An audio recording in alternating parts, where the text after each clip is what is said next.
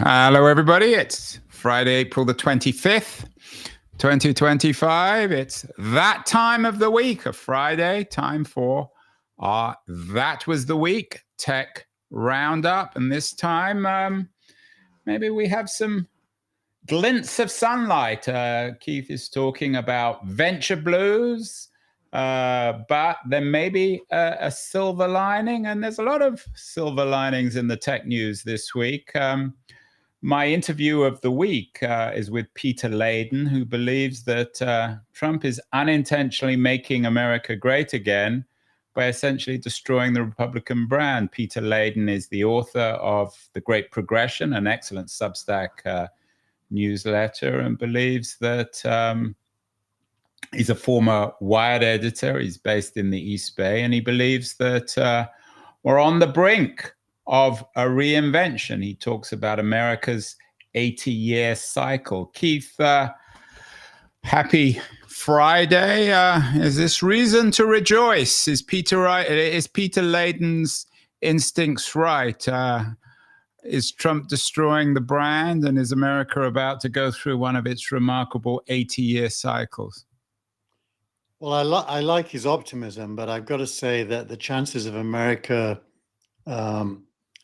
looking anything like the America he thinks it might look like are very low. His basic points that America's reinvented itself multiple times, going way back in history. And he's not really right. The America that we know is very specific to the post-Second World War era. And its lifespan, compared to, say, the British Empire, has been quite short. And the reinvestment required to do what Peter says is not on the cards. He's really arguing for a complete remaking of the American fabric in terms of what it produces and where value comes from. And you just don't see it happening at all. So I think he's right about Trump. I mean, clearly, Trump's long-term historical status is in decline almost daily, but I don't think that necessarily leads to the rejuvenation that he's talking about. But I'm interested why, what you think. You talked to him, I didn't. Well, I'm relying on you, Keith, to be cheerful. There's supposed to be a glint of sunlight in your newsletter. Silver lining. We'll come to venture blues in a minute. I mean, you're always the cheerful one. Now you're writing it off. My thought on Layden is, like you, I hope he's right, and I'm encouraged by his cheerfulness. I think one of the problems, to be a little bit more specific, is he sees California and Silicon Valley, Northern California in particular, as leading the charge. He sees some of the new politicians, or perhaps old new politicians like Gavin Newsom and others, leading this. But there's just not much evidence when you think, for example, of Northern California or California's failure to establish high-speed trains in comparison to China. For all his wishful thinking about American reinvention, the evidence just isn't there. Yeah, I mean, I don't think it's any fault of America, to be honest. I think it's systemic in that an aging economy, in order to give rebirth to itself, has to do the innovator's dilemma. You have to basically throw away the old and rebuild from the beginning. And that's super hard to do. There isn't a country in history that's ever done that. So the likelihood that America will break that trend is very low. The Roman Empire is not coming back. Ancient Greece isn't coming back. The British Empire isn't coming back. And America at its peak isn't coming back. And not even Manchester United's coming back, Keith. Oh, that could be a one that will change the records. I tend to think you're right, although I would strongly encourage, of course, everyone to watch my interview with Layden. He's a lovely guy, and he's full of enthusiasm. He's a bubbly character. Another bubbly character, although he's not bubbling quite as much as Peter Layden, is Thomas Friedman, longtime New York Times columnist. One of the pieces that you linked to in this week's newsletter, Keith, is how Friedman's description of himself politically. He describes himself as a Waymo Democrat. And I guess in that sense, Peter Layden is also a Waymo Democrat. So maybe if you add Friedman to Layden, there's something there. Is there an opportunity for Waymo Democrats now in the America of reactionary Trumpism? I like the phrase he's coined. I mean, it basically implies a Democrat that focuses on economic progress, not culture wars, if you will. So I like the framing. I do think there is Friedman, of course. I'm not always convinced by his profound intellect, but he's very good at coming up with phrases. And I also think if America does have a hope, it is in leading the world on innovation and transforming, human experience due to, I use the word technology, but when I use that word, I'm not really describing things as much as what we collectively people can invent to make our lives better. I do think America, that's its primary chance, but not in a competitive sense. I think there's almost no chance that China won't also do the same. And China will possibly do it at a greater scale and faster. So America it's not a one-dimensional world anymore. It's a multi-dimensional world. America can definitely progress and be a big part of that. It just can't be number one. Well, it can be co-number one. You're in Palo Alto. Are there local politicians, Keith, who you think are beginning to pioneer a Waymo democratic ideology? I mean, if they're not coming out of Silicon Valley, then they won't come out at all. I don't see them. I mean, you look what at about Gavin Newsom, the current governor. Look at Newsom. His primary work in the last few months since the election has been to agree on the trans issue, which were, it's opportunistic politicians looking for favor as opposed to doing real things. So I don't see this Waymo Democrat yet as a trend, but I do note that Friedman isn't the only one in that camp. I think there's Layden as well, and then Ezra Klein and Derek Thompson came out with their book Abundance, which has been pretty influential. What Klein and Thompson and others, and I've had a number of their people on the show, they're all writing books about the problem with changing America, the dysfunctional nature of the country, the fact that it's so hard, for example, to build a high-speed rail connection between San Francisco and Los Angeles. I think they built about 50 miles, and in the same period spent billions of dollars. The Chinese have built thousands of miles of high-speed rail. So the challenge for Waymo Democrats, to borrow Friedman's term, is to reform regulation or government to enable these re-architecting of American economics and society, rebuilding homes, high-speed rail, all these other essential things. And I guess the problem, if you like, with a Waymo Democrat is that Waymo is owned by Google. It's a private enterprise business. But isn't it ironic that those very same people are strongly in the anti-Elon Musk camp, but if Doge represents anything, it's the attempt to clear away bureaucracy and regulations. They're not, though. I mean, I don't know how much you listen. I listen to the Klein show quite a lot. I think he's pretty good. They're not in the I mean, they're not crazy about Musk, but in principle, they agree with a lot of the Doge goals. They're not big fans of some of the things that have happened, or sort of the cruelty of it. But on the other hand, they recognize there is a profound need to reform government. Yeah. I mean, that whole narrative around, China's a centralized authority with the ability to just decide to do something and then do it without any friction. And America's a democracy, therefore people have a say, and that slows things down. It's interesting how irrelevant that is to the problems of the age. The problems of the age are really transforming economic realities. That's the primary number one goal anyone should have right now, to allow of wealth production so that people can live better lives. And those of us with kids in late teens or early 20s know that they are massively challenged to imagine a life that's even as good as their parents due to those economic challenges. So I think Friedman is fishing in the right water. Well, I'm sure he'll be pleased to hear that from Keith Teare. And meanwhile, there's lots of good news. I'm looking around for good news from your newsletter. You've got a lot of pieces. Hamish McKenzie from Substack believes that a new media order is emerging. Of course, it goes without saying it's coming from Substack, where he is the founder. But I think there's something in that. We put this out on Substack. We both have Substack platforms, accounts. I think it's an excellent platform, and I think that there's all sorts of interesting things happening on the media front. It's easy to again to be dismal and pessimistic. What do you make of? I know you're a big fan of Hamish McKenzie. You've known him for many years. What do you make of Substack's progress and this latest piece?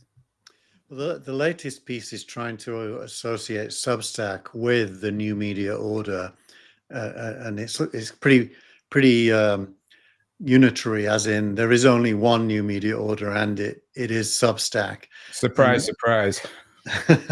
And he frames it in the context of the annual White House Correspondents' Dinner that both Trump and the comedian who was due to play are not going to be there, and Substack are putting on their own party in DC to clash with it on the same timeline.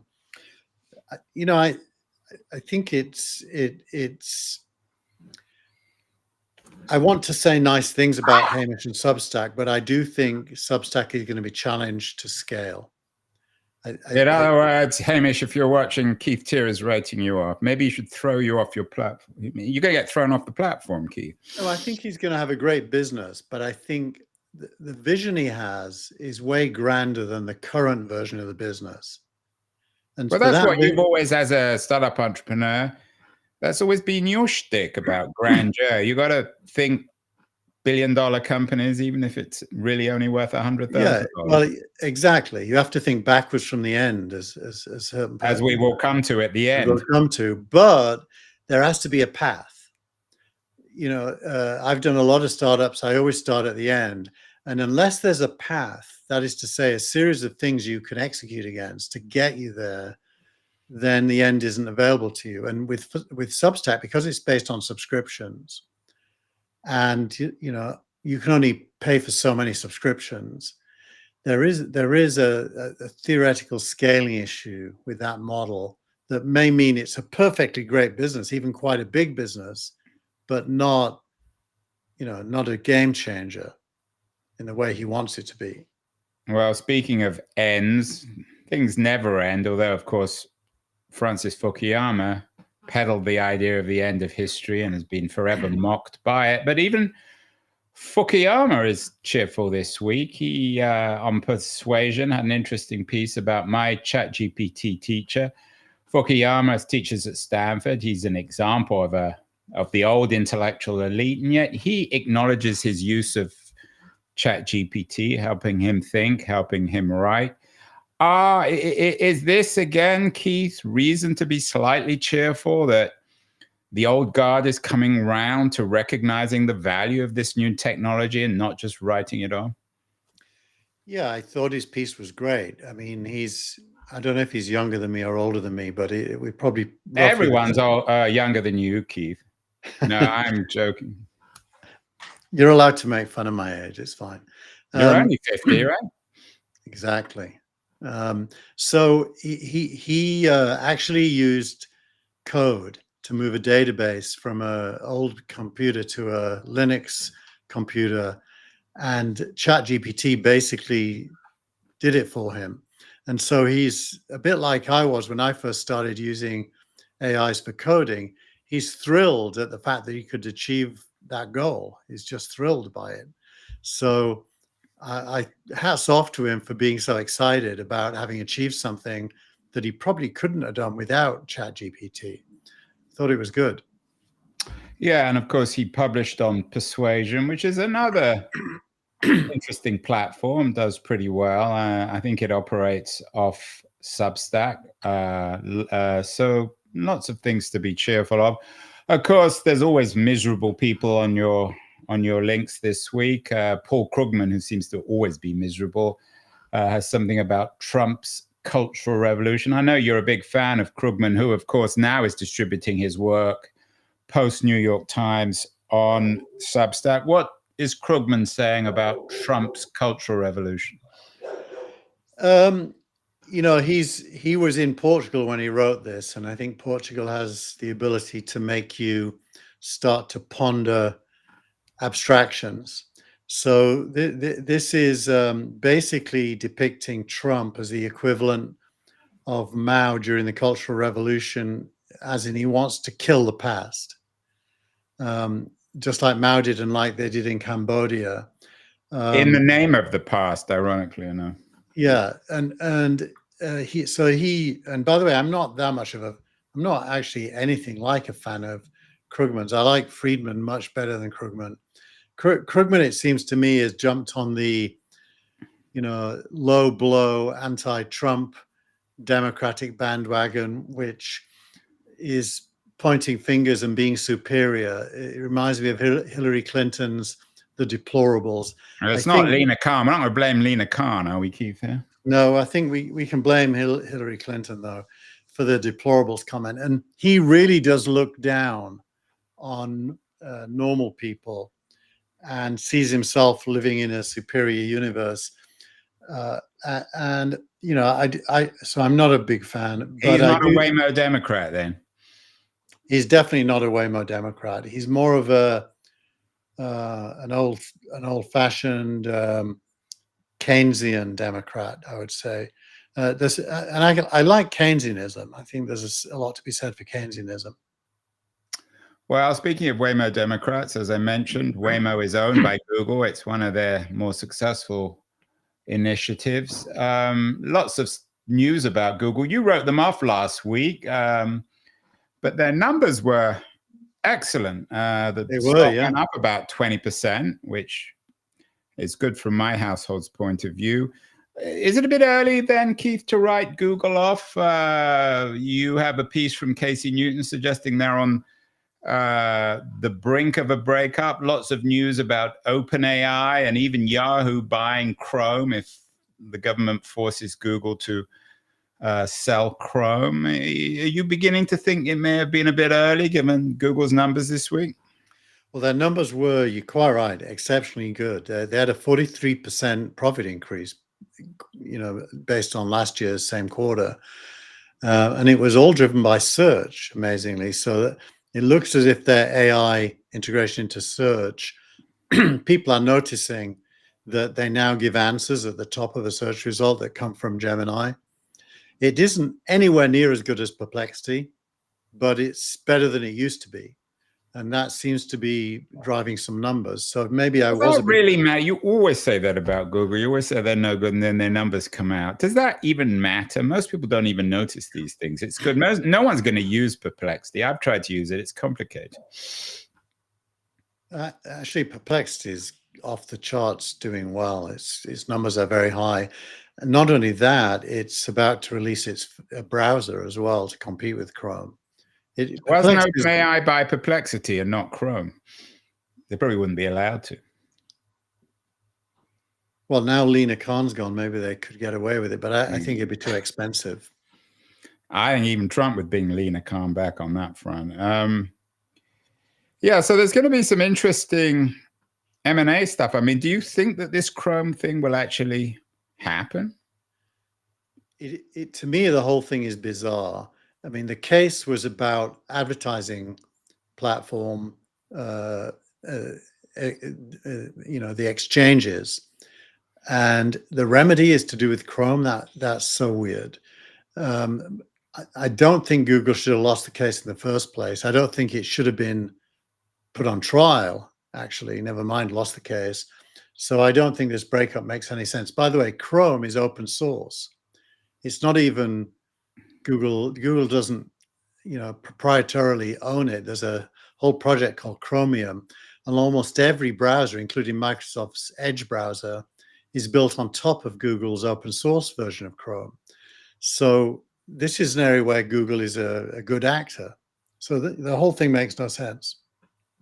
I mean, speaking of Waymo Democrats, Friedman's term, could Waymo begin to become an increasingly valuable? I mean, its revenue is still relatively small, but as it grows meteorically, I mean, they're now, we all use it in San Francisco. Do you have it in Palo Alto?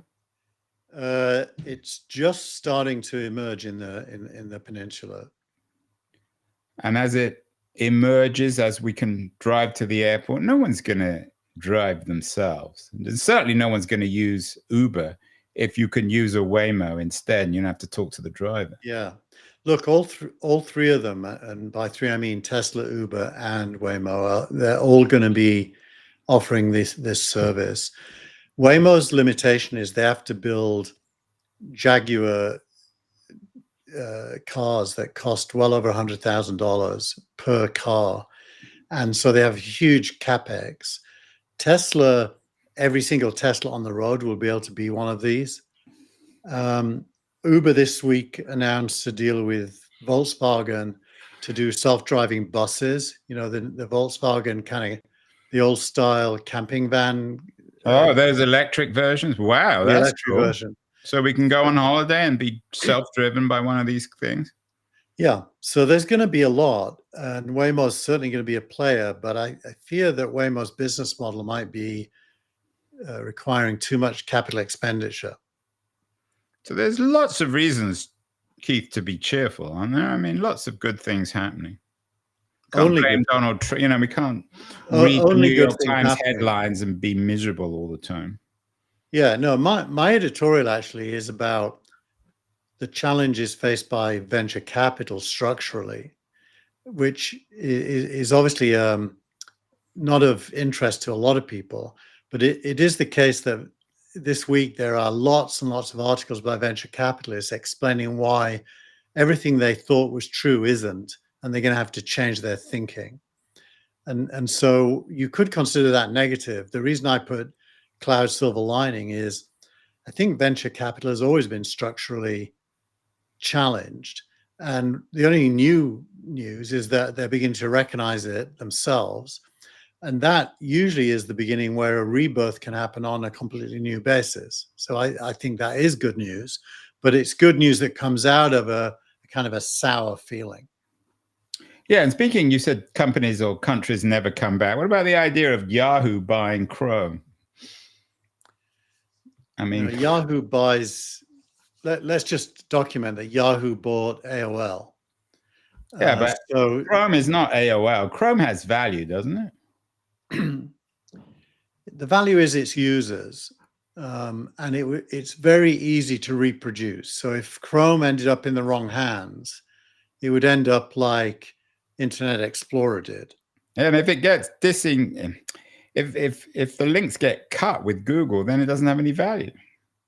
Although it's a nice browser. I mean, I like with the Google search engine, I just use it because I'm familiar with its aesthetics and architecture.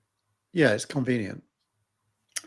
Well, speaking of reasons to be cheerful, your startup of the week is YouTube. It turned 20 this week. Got a lot of press. I mean, it's a remarkable story. I remember in my book, Cult of the Amateur, which I wrote almost 20 years ago now, I mocked the Google acquisition of YouTube, which explains why no venture capitalist would ever hire me, and I remain very poor. It seemed at the time an absurd acquisition, and now it's, I don't know how you break down Google value, but it's a multi-trillion-dollar company. YouTube is worth hundreds of billions of dollars. Yeah. Well, look, it's the most successful social network by far, even compared to... Is it a to social network, though? I mean, is it theoretically, could it get banned with all this banning for young people of social media? Well, it has an audience entertainer kind of core, which isn't the same as Facebook or LinkedIn. So it's different, but the number of people that use it and the size of the audiences of some of the people producing the content means, at a human level, it dominates the Earth's entertainment time. that's a big statement. The Earth's entertainment time. Now, you were, Keith, I know Mike Arrington doesn't like to hear this, but you were one of the co-founders of TechCrunch. I know that you used to know the YouTube founders before anyone even knew what YouTube was, perhaps before even they knew what YouTube was. Tell us about your memories of the foundation. Yeah, well, so Mike used to, in the early days of TechCrunch, for the first couple of months, Mike used to run barbecues at his house. Yeah, I came down for a couple of those. And yeah, I think the first one had about 20 or 30 people. After the fourth or fifth one, it was like 1,000 people. And at the very first one, Chad Hurley, who was raising money at the time, or trying to, with difficulty, it should be said, stood up on a sofa and pointed his laptop to the room and demoed YouTube to about 20 people, along with the founder of one of the radio stations, the aggregators. Forgot what it's called now, beginning with P. Anyway, Chad was there, and he was just a regular guy launching a Web 2 company where you could upload videos to the internet. Literally within 2 months, he was acquired by Google for $1 billion, I think it was at the time. And which we all marked, or I certainly marked, which was perhaps the smartest thing. I mean, the couple of things that Google, certainly amongst the smartest thing Google has ever done. Exactly. So, and it was not clear, I will say this, there was Web 2, which was being defined at that time. Mike and I helped define it through Archimedes Labs that we ran together. Web 2, at the core of it, was the separation of content from the point at which it was originally published. And Yahoo was, in our view, the loser, because Yahoo was a portal where the content and the place were always going to stay together. So we saw this world where content would not be fixed, but could travel through embedding and other forms, RSS feeds, the like. And YouTube really grew because of embedding, because you could upload a video and you could publish it anywhere. And at that time, the web was only just emerging out of the images and text. Right. It's amazing that we mentioned earlier, Yahoo's still around, eyeing a Chrome acquisition 20 years after, or 25 years after its glory years. Although, Keith, you perhaps are looking at the past with rose-tinted glasses.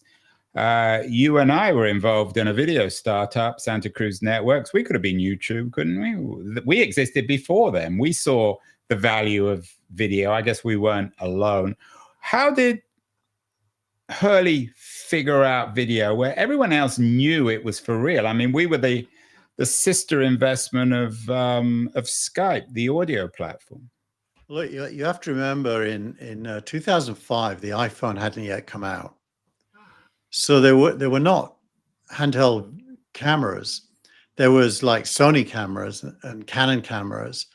And you could make videos using those old-fashioned cameras, and uploading it involved transcoding it and then uploading it. It was quite a big effort to upload a video, and so 2005 was not a time when you would have thought video was yet, it wasn't yet time for it really.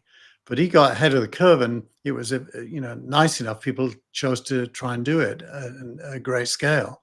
Yeah, it's interesting that, I mean, the Justice Department's talking about splitting Facebook up and taking Instagram away, talking about taking Chrome away from Google, which doesn't seem to me to be that big a punishment. No one's talking about taking YouTube away from Google, which would be a very significant punishment. Yeah, I mean, Google is really three core businesses. It's YouTube, search, and then Google Workplace with Docs and spreadsheets. Well, and AI, of course. AI is more not a business. They don't make money from it yet. They make money from the other three. Well, as they incorporate AI into search. Yeah. Well, this story certainly hasn't ended on Google. You've always been a bit of a Google skeptic. No, not a skeptic. I just think they're challenged to maintain cost per click advertising in a world where the web is used less and less, search is used less and less, We already have apps. Soon we're getting AI. So they're going to have to reinvent themselves. And I'm not down on them at all. They could completely achieve that, but they can't just keeping on doing the old stuff. So they have a better chance of reinvention than America. You're more bullish on Google than you are on the United States. Yeah, because Google is not a declining superpower. It's still at the peak of its powers. Well, we shall see. I'm cheering you up, Keith. You're usually the one who's cheering me up, but you seem a little miserable today. Has something happened in your life? No. Have you been having Lena Khan nightmares? No, everything's good. All is good. Well, finally, we'll get to your post of the week, which I have to admit, which is not rare for me, that I didn't understand this at all. The Dork Night about working backwards from the outcome you want. What does this mean, and how does it fit in, Keith, to the theme in the newsletter about venture blues? Well, silver lining is a word that is attempting to capture an end result that you would think would improve things. And what Garry Tan, and remember, Garry Tan's the CEO of Y Combinator, so he's advising startups how to think about a startup. And working backwards from the outcome you want is what entrepreneurs do. Very different to business managers. Business managers work forwards from today and figure out what to do tomorrow. And the very best business managers execute day to day, week to week. They may have strategies that last more than that, a year maybe. But entrepreneurs is completely different.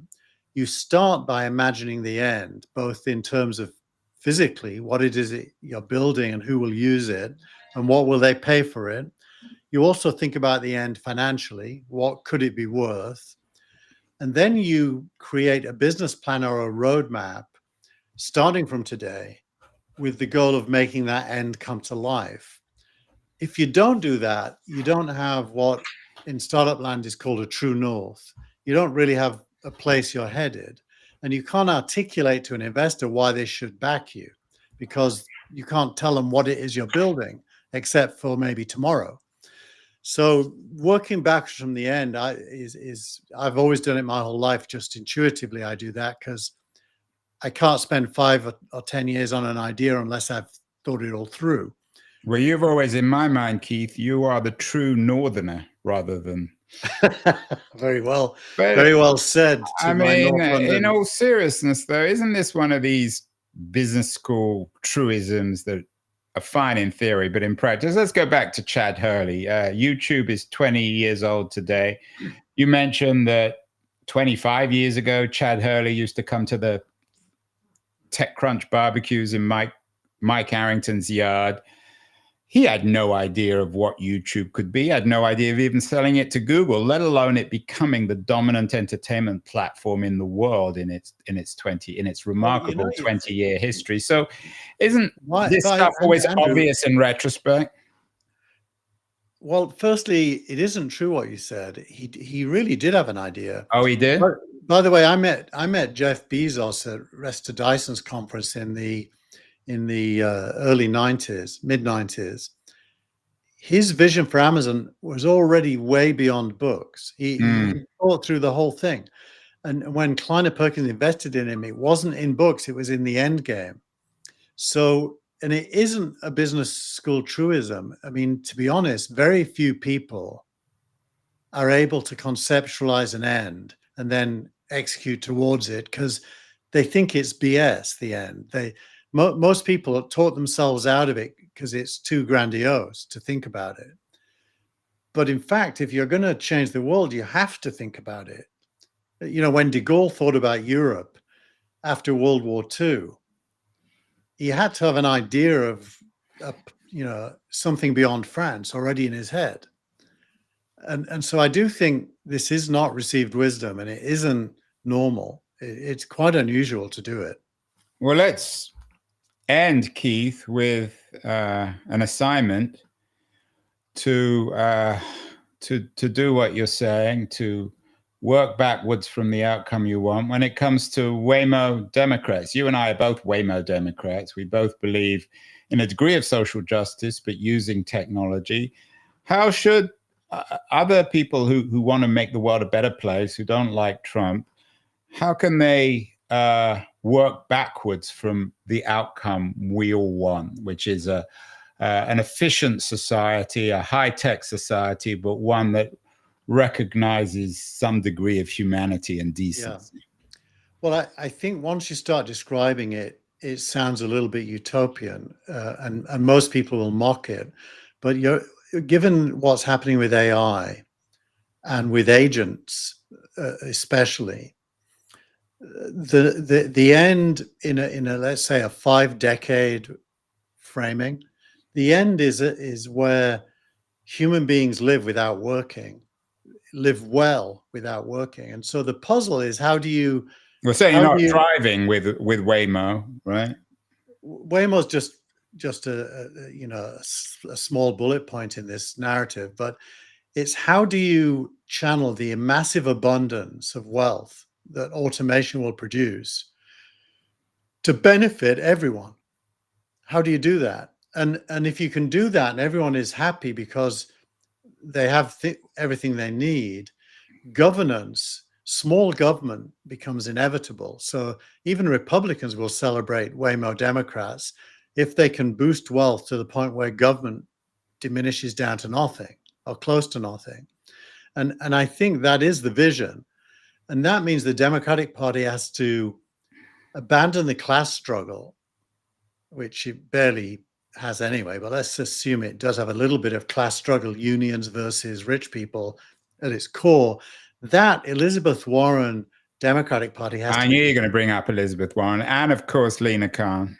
It needs to be destroyed and replaced by this Waymo Democrat, for want of a better term, where the future makes all human beings better and wealthier, and the benefits of innovation lift up the whole of society.